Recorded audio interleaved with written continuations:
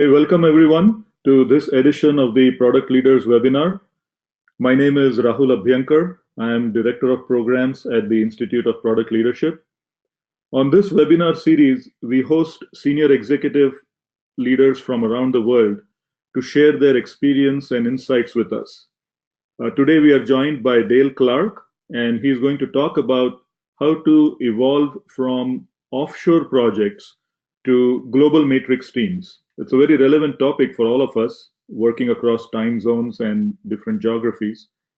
Before I introduce Dale, I'd like to take just 2 minutes to give a few quick updates. If you're joining us for the first time, Institute of Product Leadership is a business school for technology and product innovators. We offer a variety of programs in product management, innovation, and leadership, from 2 to 3 day workshops and master classes, all the way to an executive MBA in product leadership. The executive MBA is an 18-month part-time campus-based accredited degree program that we offer in partnership with universities. The 8th batch of the executive MBA program just got kicked off recently, and we are committed to our mission to nurture and grow the next generation of product leaders. We also launched a School of Data Science at the Institute, and we've put together a comprehensive curriculum in data science to enable the career paths in this area. We are very fortunate to have senior practitioners in this field from Silicon Valley and India, from companies like Facebook, Walmart Labs, ADP, Ola Cabs, be our advisors, and you can learn more about the programs from the website, productleadership.com/data science. Now, we strongly believe in learning by doing and learning from people who do. And this webinar series is a reflection of that. You can check out our blog for recordings of past webinars with senior executives. A lot of wealth of information and insights that you can get here. Now let's come to today's webinar. Just like always, we have one book to give away to one attendee. The book is Strengths-Based Leadership, and very highly recommended by Dale. In order to qualify, I'd like to request you to post your questions through the Q&A panel in GoToWebinar, and tweet your key takeaways to @ProdLeader with #ProdEvents. So without further ado, it is an absolute pleasure to welcome and introduce Dale Clark. Dale joins us from Seattle today. He is a veteran executive product leader with lots of stories to tell. He consults companies and helps build high-performing teams. He was VP of Product Management at CA, Computer Associates, and was instrumental in building CA's global teams, including the Hyderabad R&D Center. Dale got his early insights into leadership and high-performance teams when he worked in the US Navy's nuclear power program and through his service on submarines. Dale, thank you so much for joining us today. And we have an eager audience, and they've already sent me a few questions on this topic of working as part of global teams. So over to you. Thanks, Rahul. Well, let's get started.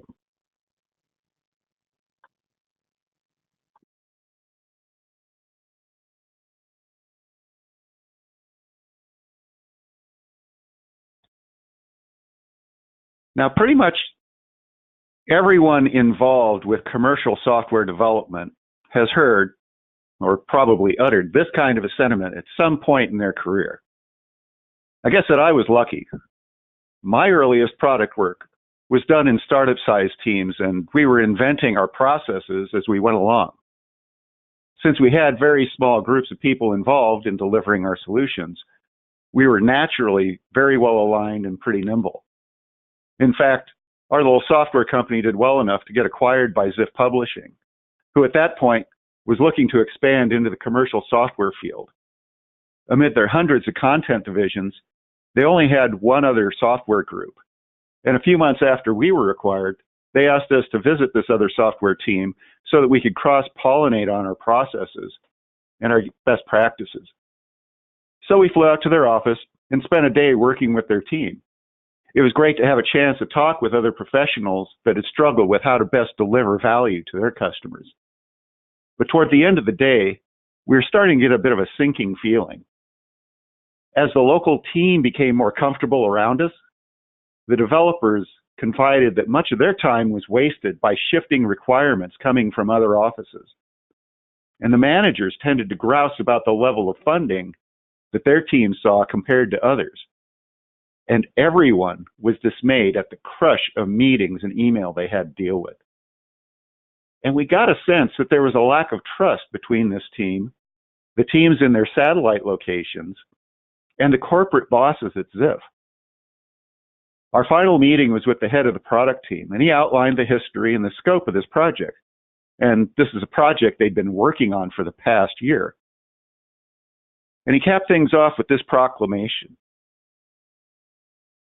Now, I was stunned, partially because the scope that he was talking about was not particularly large, but mostly because their goal appeared to be a beta build, not the completed and delivered product, not even the completion of the beta, but the build of something that could potentially be a beta test. And they didn't even have faith that they could nail down a time frame for that. So after finishing up and thanking our hosts for the time that they carved out of their day to talk with us, we walked back to the rental car. We barely made it to the parking lot when my coworker asked me, "Did you see anything in their project that couldn't be handled by a team of 5 or 6 within a couple months?" I said, "Not really, but it seems to me that they're spending all of their time trying to wrangle all the moving parts that they've got in place for the project. And that doesn't really leave much room for solving the customer's pain point." When I thought about all the hoops that this team had to jump through with their remote teams, outsourced components, and new direction coming from above, I was pretty grateful to be returning to our little product team that still knew how to deliver things that mattered to our customers. I probably should have known better when I added, "If I ever get that bad, just shoot me." Well, that's the type of sentiment that's sure to come back and bite me. Hi, my name is Dale Clark, and I came to the product leadership role a bit sideways. I've always been curious about what makes things run. And that kind of curiosity ultimately landed me in the Navy's nuclear power program and cruising around the world on submarines. This worked out pretty well for me.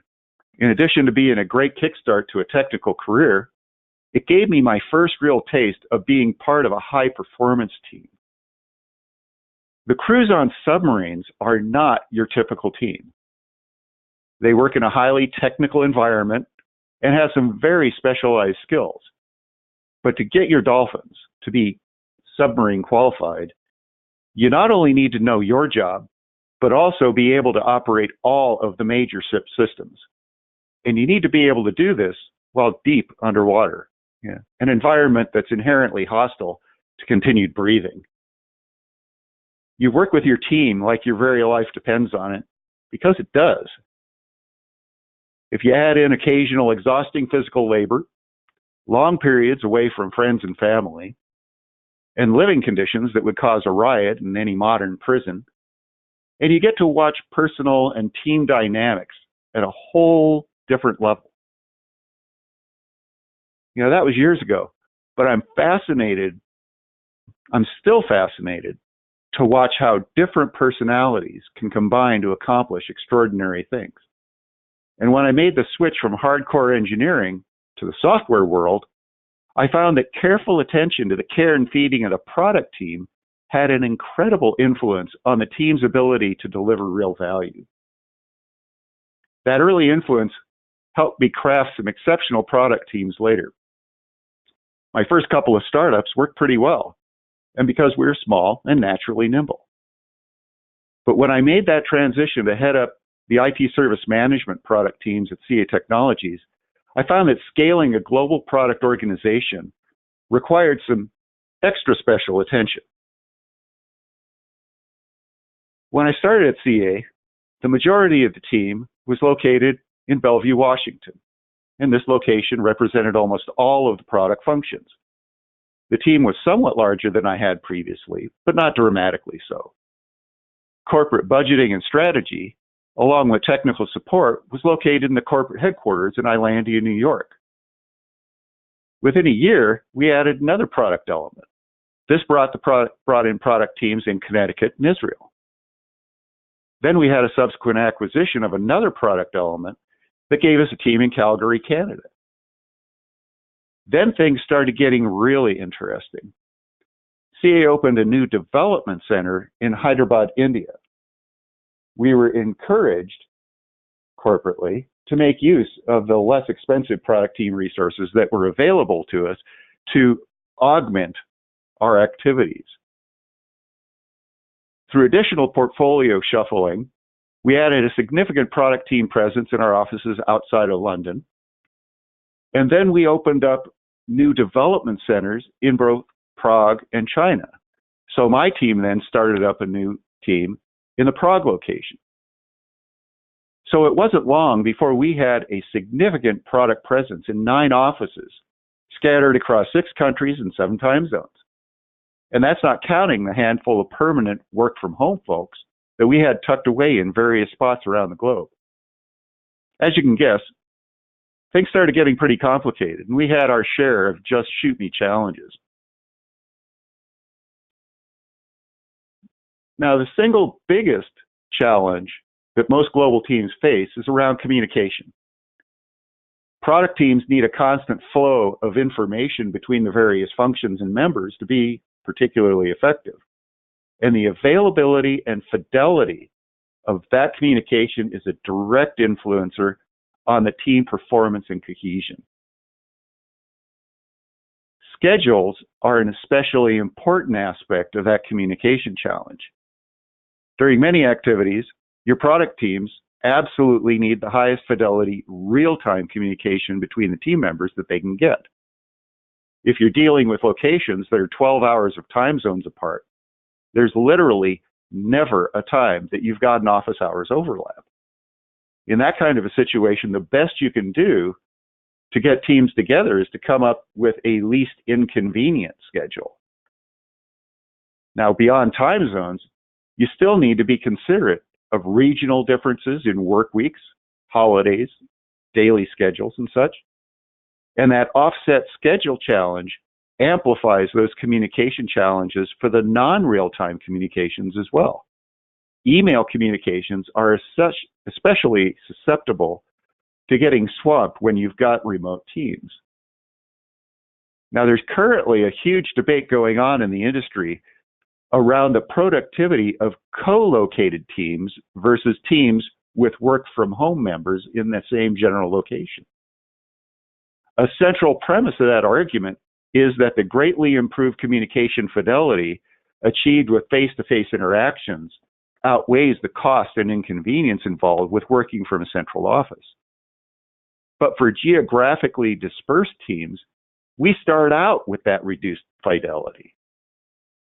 The good news is that the debate that's been raised has really brought to light a great deal of awareness about those communication challenges on teams that are not co-located, and drawn a lot of attention to those alternative communication mechanisms and approaches that have started to become much more widely known and used. Now, when we first started expanding our existing product teams at CA, we tended to use an augmentation model, where the remote team members would be included into already formed teams to provide additional capacity when needed. When teams no longer needed that additional capacity, the remote team members would then be assigned to other teams. Now, this approach simply doesn't work. The level of engagement and the quality of the work that we saw from our remote members was pretty low. And on top of that, the remote team members were expecting an exceptionally high degree of specification for any of the work that they needed to do. What we found was our augmentation model was reinforcing what I would refer to as a contractor mindset, where the team member is thinking, well, since I'm being treated as an interchangeable resource, I'm just going to do exactly what I'm asked to do. Nothing more, nothing less. And product teams, they thrive when they've got a deep sense of ownership. To extend that sense of ownership to all of our remote team members. And this meant allowing them to create a portion of the result that they could really take pride in, not simply dumping somebody else's partially finished work on them and expecting them to be responsible for it. Trust is constantly at risk with dispersed teams as well. Without the opportunity to interact in person, it's relatively easy for whatever trust is initially in place to erode. And when you consider that global teams have a tendency to grow via acquisition and assimilation, it's a fair bet that you may not even be starting off with a positive trust level. Good teams always have that sense of identity and cohesion. Whenever they're merged with other teams, there's going to be a tendency to cling more closely to those things that drove your original identity. And this can give rise to a rather significant us versus them sentiment and behaviors that can sabotage the new dynamic before it even fully forms.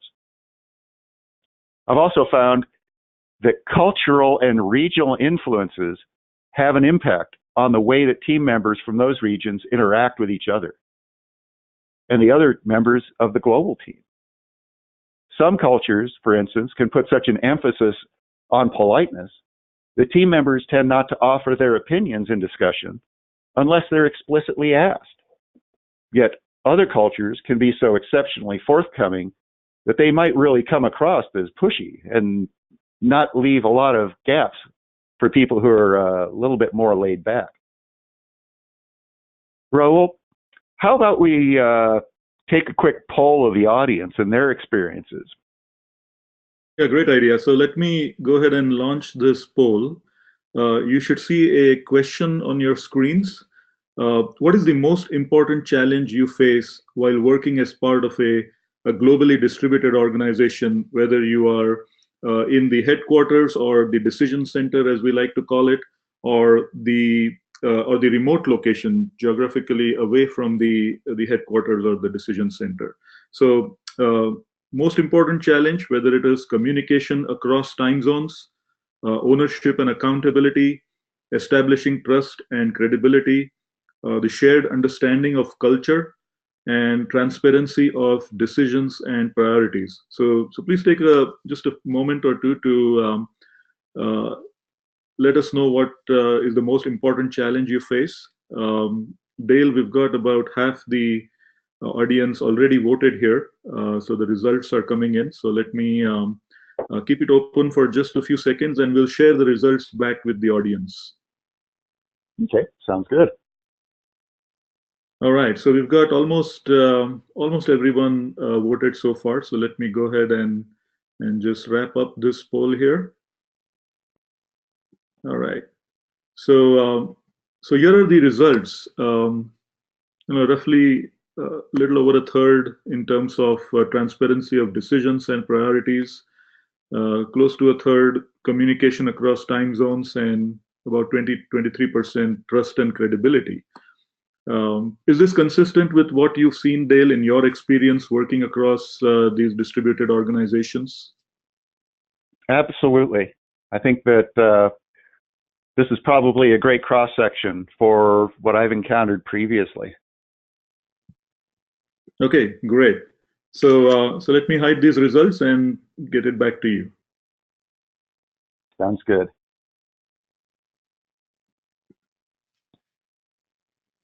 Now, even when you go past just globally dispersed teams, they can be organized in a number of different ways. Nothing prevents an organization from using a traditional budget and reporting hierarchy that's going to span multiple locations. However, many organizations prefer to clump budgets and reporting responsibility based on function, geography, or both. As we were initially growing that global ITSM team for CA, we operated with a traditional hierarchy. ITSM had its own P&L, business plan, budget, and a reporting organization directly dedicated to our particular function. If a new product function came in through merger or acquisition, it was merged into the central budget, and the teams were then grafted onto the reporting structure. But when CA's India Tech Center in Hyderabad opened, we had to start operating with more of a matrix flavor to what we were doing. The reporting structure for ITC team members went through that regional hierarchy, not the product team structure. From a product team leader's perspective, you would allocate a portion of your budget to be spent via the ITC, provide the ITC leadership with descriptions of the kind of product work you needed and the typical skills profile. Then they would spin up a team to fulfill your request that would be dotted line associated with your product team. Now, in theory, it's a pretty straightforward approach, but the practical aspects were anything but straightforward for us. Above and beyond the augmentation model and contractor mindset that I had mentioned earlier, the underlying priorities and agenda for the ITC leadership were not well aligned with my team's needs. My product dealt with some seriously abstract approach to doing things. As such, the team members really had to have plenty of deep understanding of how the broader system behaved before they could provide meaningful assistance to us. So it typically took 2 to 3 months of training with lots of assistance from our existing team members just to get somebody adequately up to speed. But one of the priorities for the ITC leadership was to rapidly expand their capacity. And they had a significant gap in the mid and senior level team members. In practice, shortly after we got a team member ready to start significantly contributing, they'd be pulled up from our team and promoted and pushed into another. There was also an inadequate emphasis on growing the remote teams beyond the engineer and coder skill set. Without members with product management, documentation, or project and program management expertise in place with the engineers, the communication challenges created an incredible drag on our ability to deliver because we didn't have those other functions focused right in there. For those remote teams to thrive, we needed all of those necessary functions in place to allow them to be appropriately autonomous.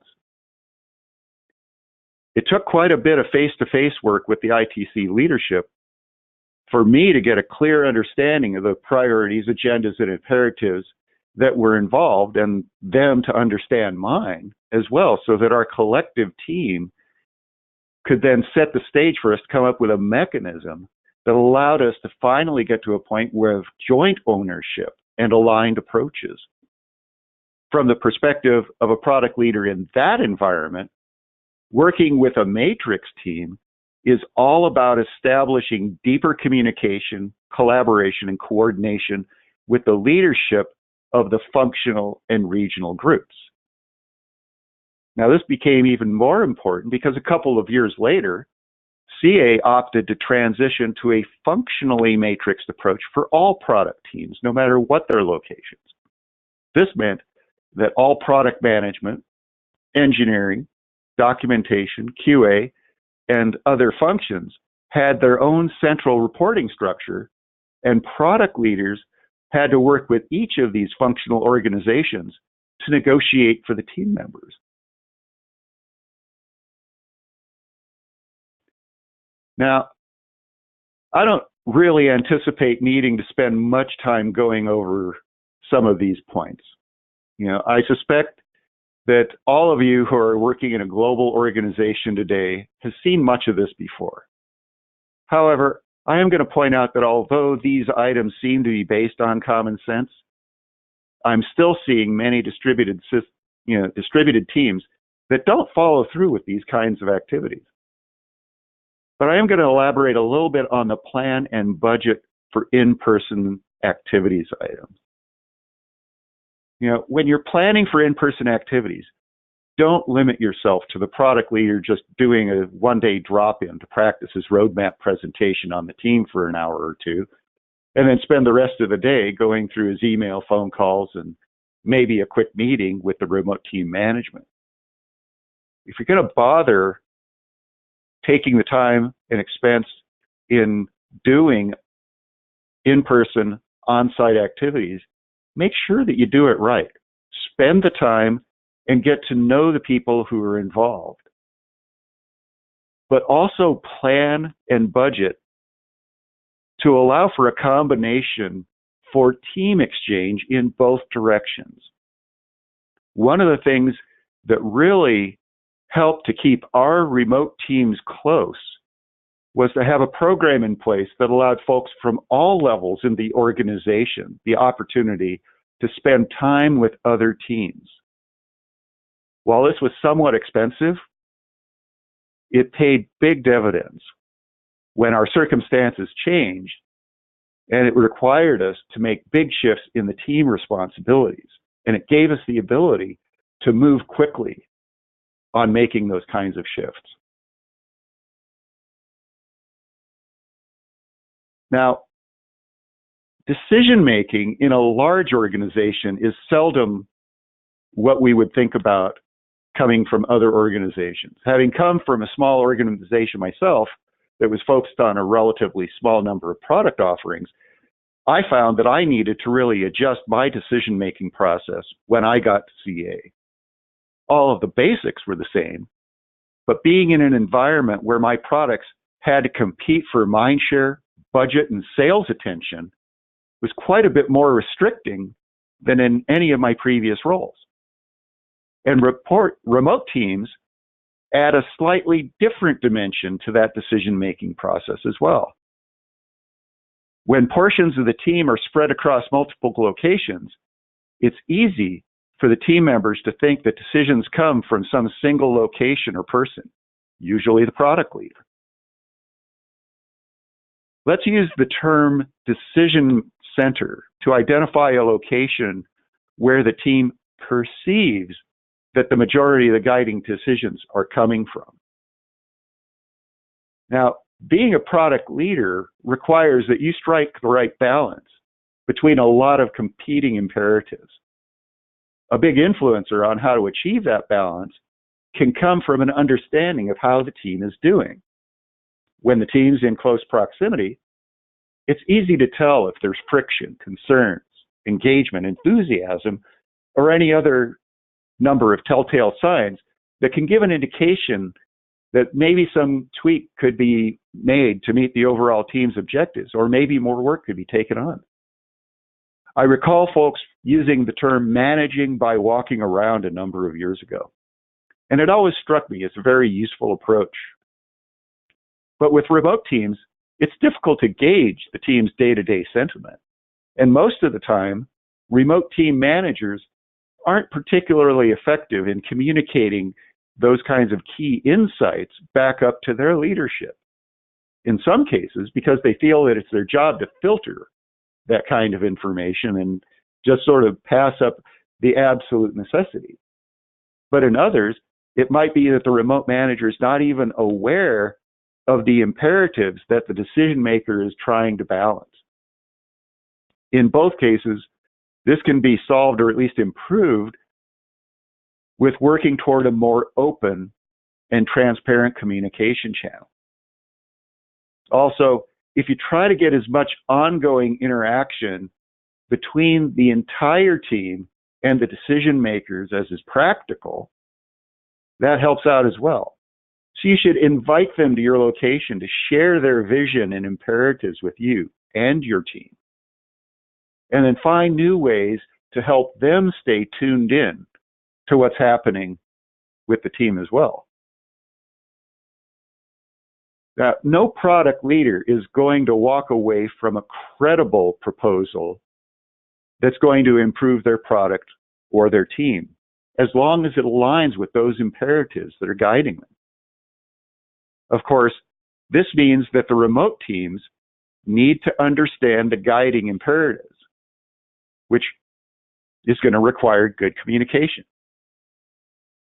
But establishing credibility, now that takes time and a history of delivery and consistent behavior.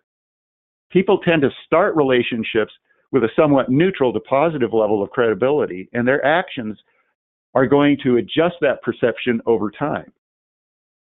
When we first started seriously ramping up our activity in India, we encountered some difficulty around the credibility concept. The remote teams were so anxious to show what they could do, and they aggressively sought out challenging assignments, but they cited fairly low estimated effort. So as you might guess, these early projects had a pretty low quality, and they tended to be way over schedule and over budget. It then took several years of consistently delivering more sensible, less challenging and interesting projects before we could actually fully recover that level of credibility. Alternatively, we found that our remote team in Prague, when they came on board, they were asking for assignments that would allow them to better understand how the rest of the suite operated. And then they consistently delivered high quality work on time. As such, they were rapidly ramped up into some of those more interesting and high risk assignments. Now, finally, keep in mind that sometimes decision makers have information that they simply can't share, even with people inside of the company. Mergers, acquisitions, impending layoffs, team restructuring, even new corporate initiatives can all be examples of items that could be creating hidden imperatives that your product leaders and decision makers need to consider. And this means that sometimes even what appears to be a rock-solid proposal from a team might be getting declined without adequate explanation.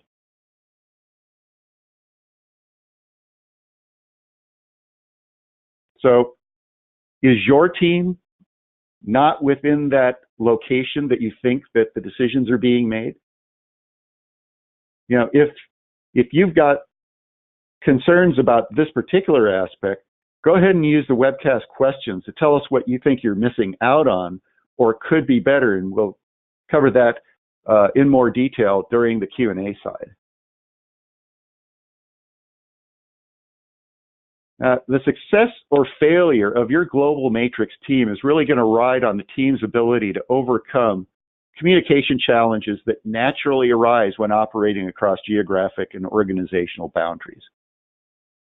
Product leaders must commit to keeping the lines of communication as open as humanly possible and work to ensure that all the team members are getting the information and context necessary to help them drive the project to success. When organizing your communication approach, be considerate of the team members' time and how to best interact with them, but also be sure to help them understand the constraints that are on you and the other team members, and ask for their assistance in coming up with the approach that's going to work best for everyone. Also, be thoughtful about the tools that you choose and the team members who will be using them. You know, it's very easy to think that generally a real-time video or audio conferencing can provide the best available communication. But if you've got team members that need to communicate in their non-native languages, or they've got very heavy accents that people find difficult to hear when they're understand when they're listening, maybe using real-time text-based collaboration tools might provide a better connection. So let the teams experiment and work out the tools and processes that are going to work best for them. And I would say to approach proposals for costly, equipment-heavy video conferencing systems with a little bit of skepticism. I once had a very expensive video conferencing system in my home in Seattle because of the numerous meetings I had to attend with our team in India at 4 o'clock in the morning. But after the first year, I ended up boxing it all up and sending it back. It worked very well. But over the course of a year, I only got to use it with my team 3 times because the conference rooms with the equipment in India were permanently booked by teams with, I'll use the term, higher priority. In the end, it really didn't bother me, though, because we had found that using WebEx was actually pretty simple and straightforward and gave us pretty much the same results. And finally, beware of email, because when groups are physically distant, email communication tends to be people's fallback approach. But if there's any real interactive aspect to the topic, the communication cadence that you get with email is going to be frustratingly slow. And once you've got multiple conversations going, it's going to rapidly swamp most people's inbox. Now, great work happens everywhere. There's no city, country, or region that's got a corner on the market for talent, innovation, and skills. And this is really changing the way that many companies work, not only at large global organizations, but also with small teams. Right now, I'm involved with a small integration project, and it's only got 6 members. But that team spans 2 countries, 3 states in the US, and 4 time zones across India and the US. This team wasn't assembled intentionally to add in challenges of geography, but it was made up of the people who are best suited to make the project a success. This is also a matrix team. We're not driven by any central reporting structure. Instead, we're pulled together to make that project a success. Now, my role in this team is to act as the product leader, to ensure that we all have a crystal clear vision of what we are aiming to accomplish, and to reduce the roadblocks and friction that may come along the way, and to make the very best use of the talent and capability that each team member brings to the mix. Now, my time leading CA's IT service management product team was exceptionally satisfying overall. But it was a very rough road as we learned to expand beyond central co-located teams and evolve as we grew. I had plenty of opportunities to look back on my, if I ever get that bad, just shoot me comment way back when in that parking lot, and wonder if that time was now. But whenever things were looking really rough, it was the team that pulled us through. We worked through the initial communications and time zone difficulties, and we learned how to pay attention to the needs, the wants, and the regional nuances of the teams and their members, and to be transparent about the influences and imperatives that guided our decisions. When I left CA, there was still plenty of work to be done, but I felt a great deal of pride in how effective our very global and very matrix team had become. So now let's open things up to some questions. Great, thanks a lot, Dale. And so especially useful to hear about how you contrasted the decision center imperatives with the remote location imperatives. We've got quite a few questions come in, so I'm gonna start taking them. Let me see here. Here's an interesting question, Dale. You talked about this whole process around communications across time zones. We talked about trust, credibility, culture. How do you integrate those things depending upon where your product is in the life cycle? Are there ways to think about these things differently based upon whether you're launching a new product or whether you are in the growth phase and products growing double digits year over year, or whether you are managing a mature product? Well, actually, that lands on another topic that's very near and dear to my heart, and that is the personality profiles of the people that make up the teams themselves. And that's not necessarily something that's driven so much from the geographic location as it is focusing on the individual skills and desires of the team members themselves. When you're starting up, you've got to have the ability to very rapidly pivot on new capabilities. So you're looking for people who really thrive in an environment of a great deal of uncertainty. Mm-hmm.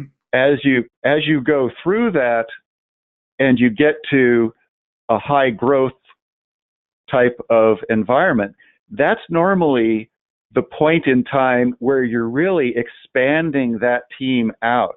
And that's where it's important to start being capable of spinning up teams that can operate very independently. And this is where I go back to the idea that you should definitely have teams that can operate fairly autonomously. They should have all of the elements that they need. They should have the product owner, they should have the engineers, they should have documentation, they should have each of those elements in an area where they're not having to span across massive time zone differences just so that they can have a minor level of discussion. So when you're growing those teams and really adding significant capacity, that's where it's important to make sure that you've got more or less those center of excellence elements, mm-hmm. where you've got that team that can be relied upon to deliver on that particular function. And and typically part of the challenges that the product leader has there is making sure that those somewhat independent teams are coordinated effectively. And that's where something like a framework like SAFe can come into play to help you make sure that you've got a release train that's properly coordinated. Towards the tail end of the life cycle, once a product is mature, the personalities that are involved are going to be the people who are more focused on ensuring that the capabilities and the deliveries that you've got are really super high quality and are really focused on ensuring that that customer base that you've currently got is being very effectively handled with what you have. So there, your product leadership function has a tendency to become more focused on the customers that you have than early in the stages where you're looking more for the customers that you want. Mm-hmm. Right. And, Dale, when you talked about personalities, it also influences how we hire and who we hire on the team relevant to, where the product is in the life cycle in terms of that, ability to take ownership and accountability versus the contractor mindset that you referred to. Mm-hmm. And generally, within each of the teams that you have, you're also going to want to make sure that you've got an appropriate span of experience. And when I say span of experience, I'm talking about you should work to have some senior people alongside of the folks that are more mid-level and junior. You want to make sure that you've got the ability to establish a mentoring mentality throughout that team. And one of the things that we found was that everybody wants to work on the new cool stuff. Mm-hmm. And one of the things that we found when we first had remote teams was that if you think of it in an augmentation mentality, if you're thinking of yourself in sort of a contractor or an augmentation model, you'll come away looking at things from a standpoint of, oh, well, I'm just being handed the old boring stuff and everybody else gets to do the neat new stuff. Right. And what we found is that if you take more of an ownership mentality, that really doesn't come into play, because what you're looking at doing is taking on responsibility for a functional area. Now, you may have to deal with potentially portions of the product that you didn't originate. But, I found as a product leader, that's not something that's particularly unique for any team. Everybody ends up getting something that wasn't created here with a thought that, we're probably going to have to look at this and deliver the rest of its life cycle, whether or not it's code or, a product life cycle. Those are all elements that come into play. So towards that tail end of the life cycle, as you're looking at those things, when you shift into more of a, I want to own something versus I want to work on this neat new thing, you've got to consider that you're going to want people in your team that are relatively fresh coming into this, but some of the work that those new elements of the team are going to get is going to have to be some of the things that some of the more senior people may have already worked on. That's how the junior people can grow rapidly. And it also helps to establish within that team a level of ownership and continuity. But it still then opens up that as people become more senior, they're now not just being saddled with every piece of code they've ever written in the past, but they now also have the ability to stretch out and work on some of those other new initiatives that need to come along. And that's when things start really looking more high performance. Right. So Dale, I've got questions from both sides of the table, so to say, from someone who is asking from the decision center perspective and also people asking from the remote location perspective. So I'm going to try and balance both. So here's a question. In India, the role of the product manager is growing very fast, becoming very mainstream in a lot of companies. But the challenge for product managers is, how do I effectively participate in the decision making that takes place at the headquarters or the decision center? And so, what tips can you share for product managers in India in terms of how do they become part of this decision making process? I would say that aspect of things really boils down to taking every possible advantage for communications with the leadership and the decision makers. The team has, not only I won't use the term the right, they have a need to have a deep understanding of the context that they're operating within. And as you're working with, I'll use the term the corporate decision makers, and this is the reason that I put that one slide up there before. Corporate decision making seldomly is as straightforward as you may think. People, I was, quote, I was the leader for my team.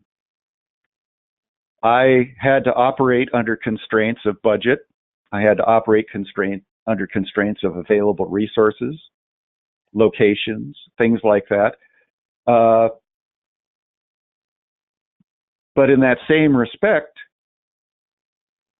I needed the people that were working on my team to operate in a somewhat independent manner. They were actually having decisions and budget and responsibilities pushed down to them as well.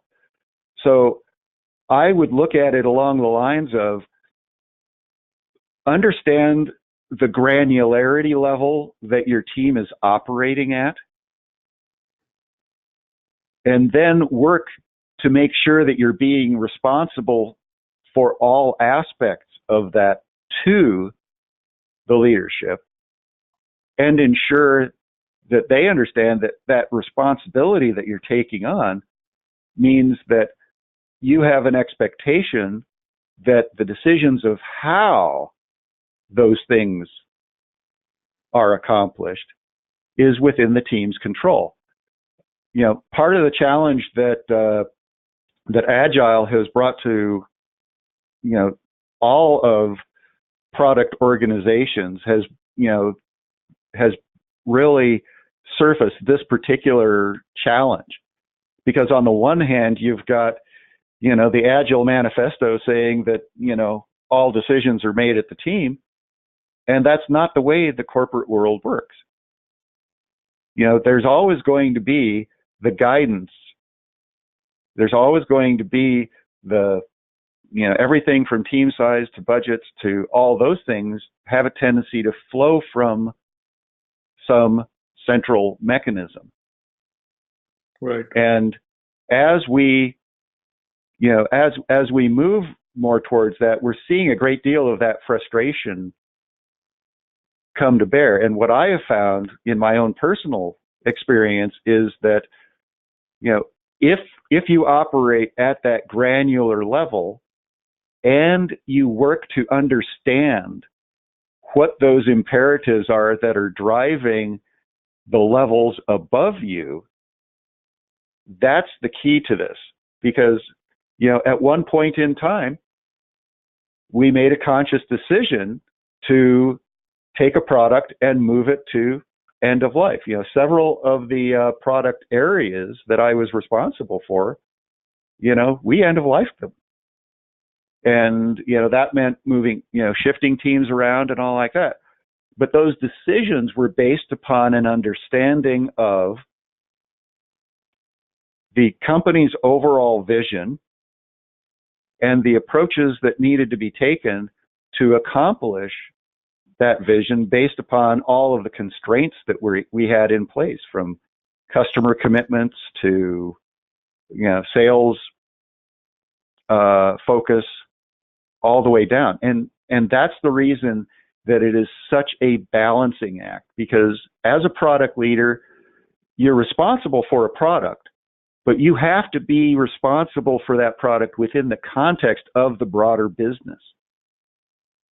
Now, that also means that it's your responsibility to make sure that you're communicating upward when there is a mismatch in perception between the realities that you're seeing within that product function and what the business perception of that is.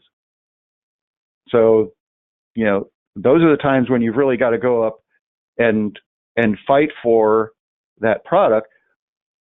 But the best way to do that is doing the job of a product leader well. Bring data. Don't come to the table with a, I think this, and therefore you should do that. Bring the appropriate data that helps back up the proposal that you're going to present. And like I said, no product leader at any level is going to ignore a proposal that's going to make his life easier, his or her life easier. Whenever somebody brings something to me, I'm going to be looking at it along the lines of, does this make sense within the context of the imperatives I'm working within? Right. So Dale, that's great. I think the key is to manage up and understand the imperatives in which those decisions are being made, and then find ways to contribute to it. Right. I have an interesting question here from a decision center perspective. When you talked about those imperatives, you talked about the importance of planning for those on-site visits, how to make them more effective, and a lot of times, leadership tends to think about cost implications of traveling around the world rather than how do you improve the dynamic between the teams. So the question from Tom is, how do you quantify or communicate the ROI for doing these in-person visits and spending time with teams in remote locations? Yeah, and I can tell you that is a constant challenge, and I think that that probably the best mechanism that I have found has been when I've been able to, unfortunately, getting started is the hardest part for something like that, because what it really relies on is that you're asking for, as a decision or as a product leader, you're asking for, your corporate bosses to trust you that this is necessary. Now, first off, I'm hoping that, as you come into this kind of a role, they placed you in this role because there was an expectation that you knew what you were talking about. However, getting those first couple in, it's important that you're also looking at things from a standpoint of gathering data about performance. Getting an understanding of how can you go in and, justify even after the fact that, okay, I just spent $10,000 on a 1 week trip off to such and such a team, because typically an international trip, you can typically squeeze in at about $10,000 for a week being out of there. And what I have found is that when I come back from those meetings, I work hard to make sure that I have captured information about, okay, what are the elements that this team found, what are the elements where we had a disconnect between the team perception and my perception of what the team thought? What are the areas that we are looking at that we think that we're going to be able to move forward better because we've got that greater level of understanding than we had before? Now, I also work at taking advantage, of every possible opportunity to bring the team together. At CA, we had CA World.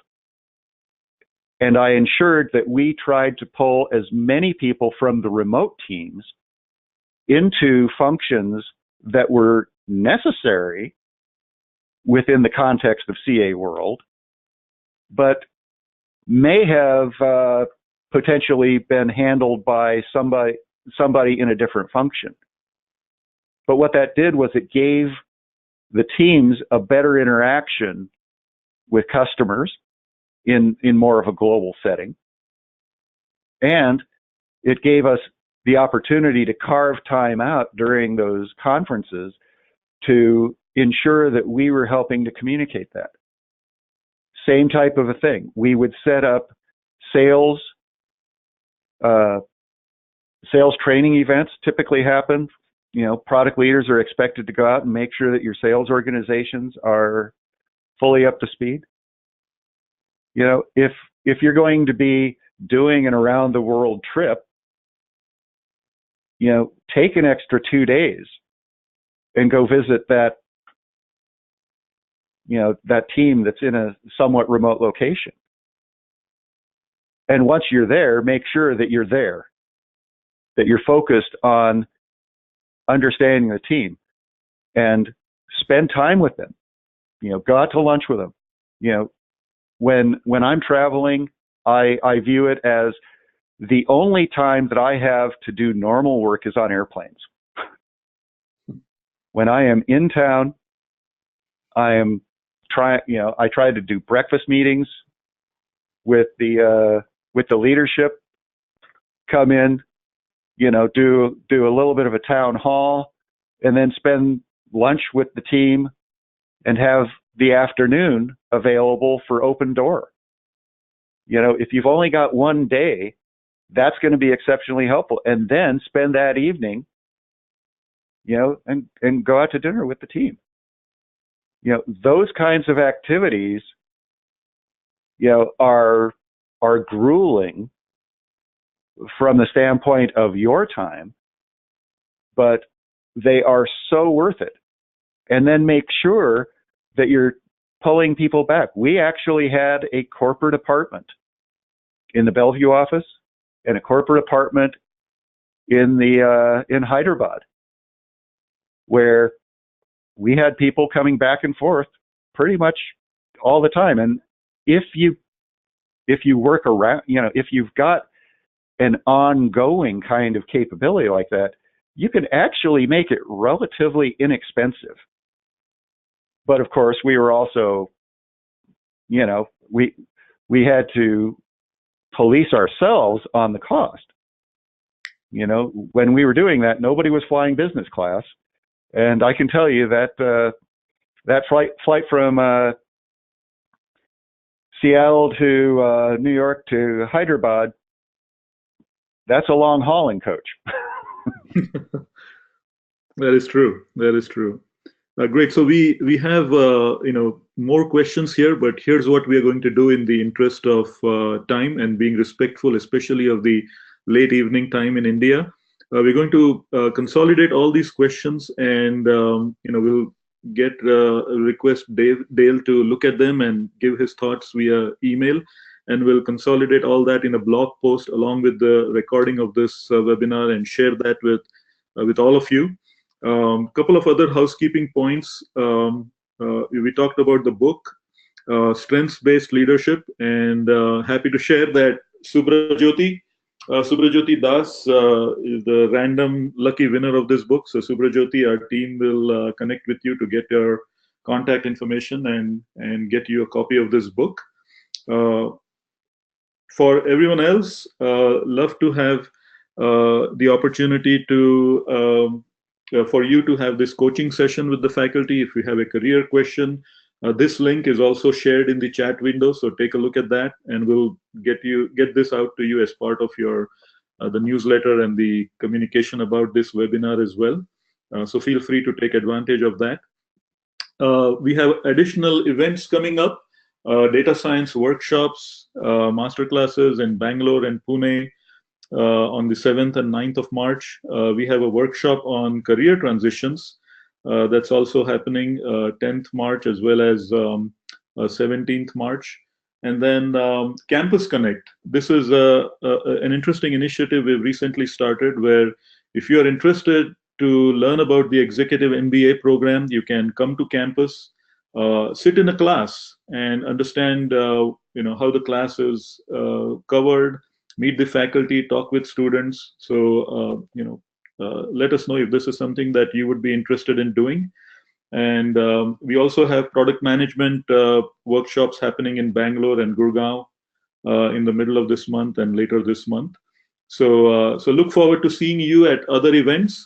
And please feel free to stay in touch, follow the Institute on all our social handles, and look forward to talking with you again.